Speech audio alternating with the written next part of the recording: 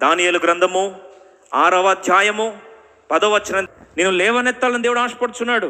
మూగబోయిన నీ నోరుని దేవుడు ఈరోజు ఆరాధనతో నింపాలని, ఆరాధన ఆత్మతో నేను దేవుడు నిండారా కుమ్మరించాలని దేవుడు ఆశపడుతున్నాడు. శాసనము సంతకము చేయబడినని దానియేలు తెలుసుకొనినను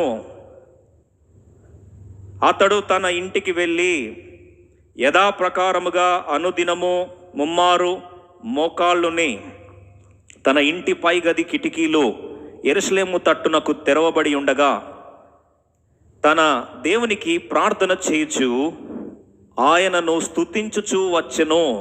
దానియేలు జీవితంలో ఏమైనా బలహీనత ఉందా అని చూస్తే ఎక్కడ లేదు.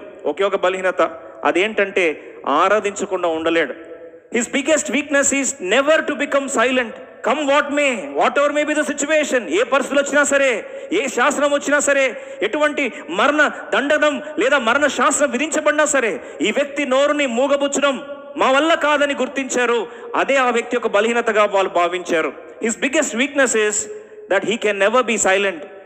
దేవునికి ప్రార్థించే విషయంలో, దేవునితో తన వ్యక్తిగత బంధం కలిగిన విషయంలో ఎప్పుడు కూడా రాజీ పడేవాడు కాదు. ఇదే తన అతిపెద్ద బలహీనత అని ప్రపంచమంతా గుర్తెరిగింది. ప్రియ సోదరి సోదరా, ఈరోజు ప్రశ్న అడుగుతా ఉన్నాను, can people recognise that worshipping is your biggest weakness?